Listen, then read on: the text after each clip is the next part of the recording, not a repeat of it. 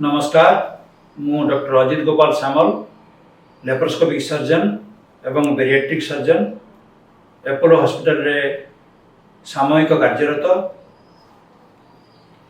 मेदबहुलता आम समाज रे एक व्याधि भली माड़ी चली।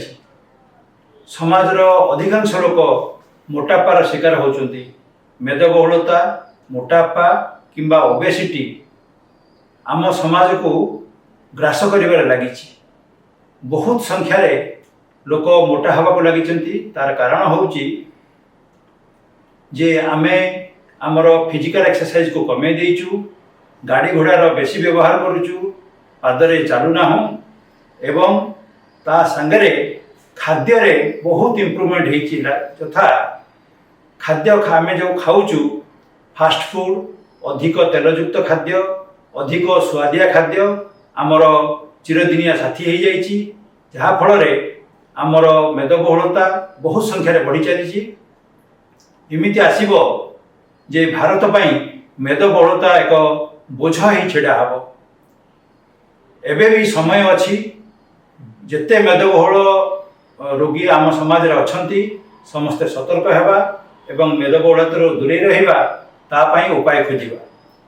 मेदबहुलता रु मुक्ति पाइबा पई हेले आमको प्रथमे आमर खाद्य कंट्रोल करने को पड़ो, आमर एक्सरसाइज बढ़ावा को पड़ो एवं ता सांगरे किछि औषधर मध्य साहाय्य नहीं मेदबहुलता को कंट्रोल करा जाई पारे।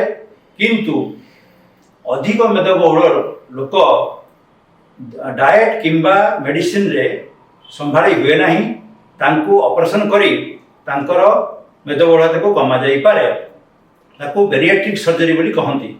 बेरिएट्रिक सर्जरी रे कौनसी कॉम्प्लिकेशन नहीं, बहुत कम कॉम्प्लिकेशन एवं सेथिरे सियोर शॉट मतलब निश्चित भावे प्रति मास 6 ରୁ 7 केजी वजन कमी चलिबो। यह बहुत साहाय्य करे रोगी को मेदबहुलता कमेवा पई। कौनसी कॉम्प्लिकेशन एथिरे हुए नहीं।